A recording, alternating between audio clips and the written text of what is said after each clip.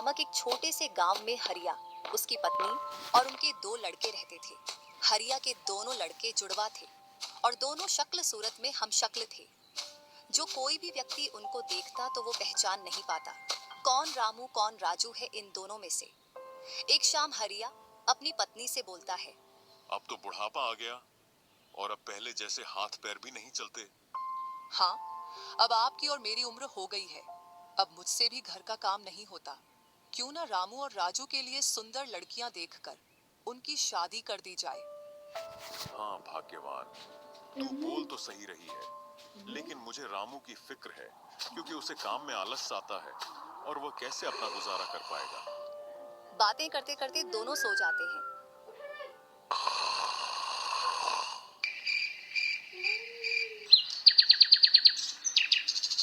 और सुबह उठकर हरिया रामू राजू से बोलता है, तुम दोनों खेतों पर चले जाना और एक खेत को खोद आना जिसमें मैं आकर बीज बो दूंगा। और आज मैं अपने दोस्त से मिलने के लिए पास ही के गांव में जा रहा हूँ। 2 दिन में लौट कर आऊंगा।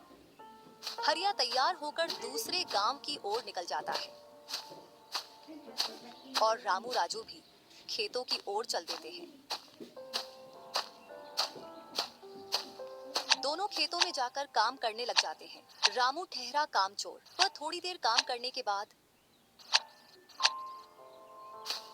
एक पेड़ की छांव में जाकर लेट जाता है। इधर राजू को सुबह से शाम हो जाती है और वह आधा खेत खोद देता है।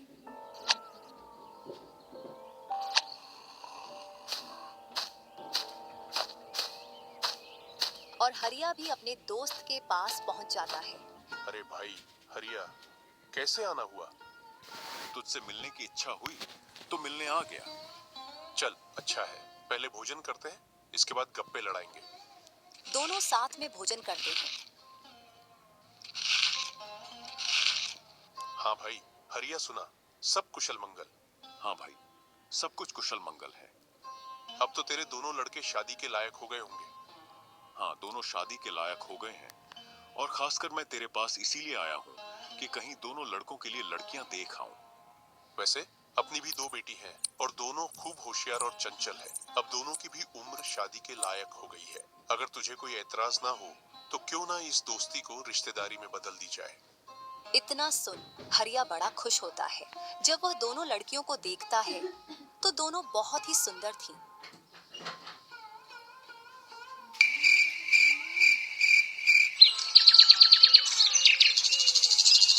सुबह होते ही हरिया अपने दोस्त से बोलता है, मैं जल्द ही मेरी बहुओं को लेने आऊंगा। इतना बोलकर हरिया अपने गांव की ओर चल देता है।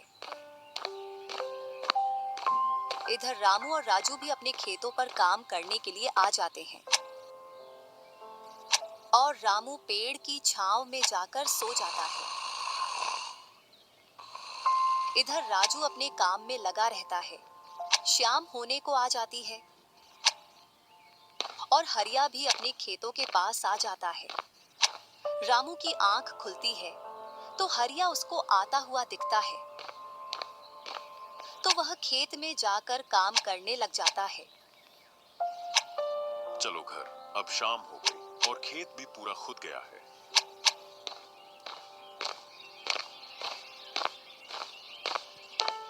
तीनों साथ में घर पहुंच जाते हैं।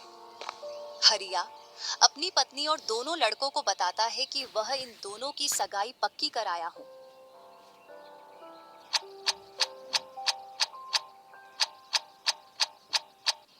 और वह कुछ दिन बाद दोनों का विवाह कर देता है। ऐसे ही कुछ वर्ष निकल जाते हैं।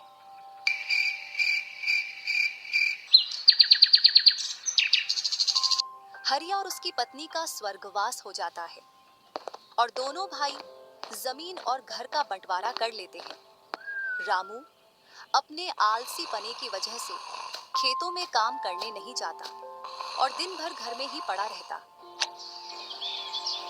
इधर राजू अपने खेतों में दिन रात मेहनत करता है, जिससे रामू और राजू की फसलों में अंतर स्पष्ट दिखाई देता है। एक दिन रामू राजू से बोलता है, तूने अच्छा खेत रख लिया और मुझे यह खराब खेत दे दिया। जिससे तेरी फसल अच्छी हो रही है और मेरी फसल कमजोर। कोई ना, अगली फसल पर खेत बदल लेंगे।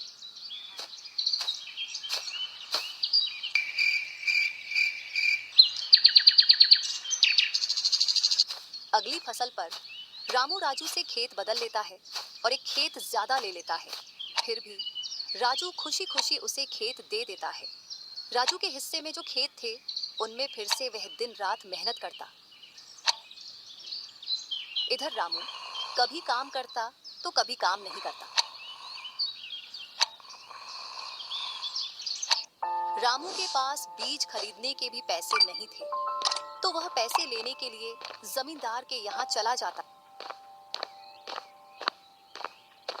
जमींदार जी, कुछ पैसे उधार चाहिए थे, जिससे मैं अपने खेतों के लिए बीज ले आता और फसल आने पर मैं आपको पैसे लौटा देता। क्यों नहीं भैया, लेकिन आपको 2% ब्याज देना पड़ेगा। जी जमींदार जी, मैं ब्याज दे दूंगा। जमींदार रामू को पैसे दे देता है और रामू उनसे कुछ बीज लाकर अपने खेतों में बो देता है। इधर राजू अपनी फसल की रोज देखभाल करता और रामू बोकर आया उसके बाद से अपनी फसलों को देखने के लिए भी नहीं गया। वहीं अपने घर में पड़ा रहता और दिन रात सोता रहता।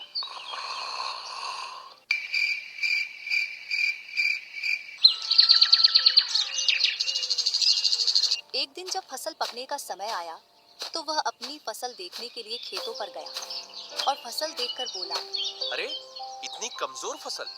मैंने खेत बदल लिया, फिर भी लगता है मेरी ही किस्मत खराब है। जो भी जमीन में लेता हूँ उसमें अच्छी फसल होती ही नहीं है। ऐसे कहते हुए वह अपने घर आ जाता है और अपनी पत्नी से बोलता है, राजू की फसल तो अच्छी है, बस हमारी फसल ही कमजोर है। ऐसा कैसे हो सकता है? ऐसा तो होगा ही। दिन रात जो घर में पड़े रहते हो और खेतों में समय समय पर दवाई पानी नहीं दोगे तो फसल ऐसी कमजोर रहेगी। फिर बोलते हो किस्मत खराब है। किस्मत नहीं, मेहनत करनी पड़ती है। चल चल, मेरे को मत सिखा। अगर किस्मत ना हो तो कुछ भी नहीं होता। अगर मेहनत से कोई बड़ा बनता तो सबसे पहले गधा बड़ा बनता, क्योंकि उसके बराबर कोई मेहनत नहीं करता। और जो मजा जिंदगी में सोने में है वह मजा और किसी चीज में नहीं। बस इनको तो सुला दो, सोने के अलावा और कोई काम ही नहीं है।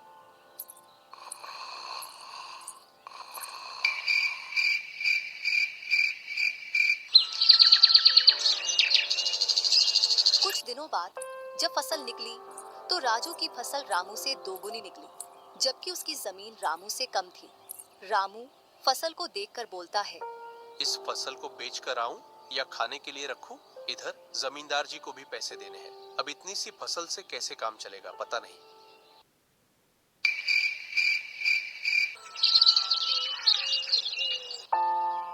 एक दोपहर रामू सो रहा था, तभी उसका गेट किसी ने खटखटाया। पता नहीं कौन भरी दोपहर में नींद खराब करने के लिए आ गया। जैसे ही वह गेट खोलता है तो सामने जमींदार खड़ा दिखता है। क्या यह रामू का घर है? रामू ने सोचा, क्यों ना मैं इसे राजू के घर पहुंचा दूं। यह मुझे पहचान भी नहीं पाया। मैं तो राजू हूँ, वह वाला घर है रामू का। जमींदार सामने वाले घर पर जाकर गेट को खटखटाने लगता है। राजू गेट खोलता है और बोलता है, क्यों भाई, इतनी तेज गेट को क्यों खटखटा रहे हो? मैंने आपके रुपए लेकर खा लिए क्या? हाँ भैया रामू, तुमने मेरे जो पैसे लिए थे उन्हीं को लेने के लिए आया हूँ। तुमने बोला था फसल आने पर पैसा लौटा देंगे, जो तुमने अभी तक नहीं लौटाया। क्या जमींदार जी, आप भी दोपहर में नशा करके आ गए? मैंने कब आपसे पैसे उधार लिए? क्या तुम ही रामू हो? नहीं, मैं तो राजू हूँ। रामू तो सामने वाले घर में रहता है।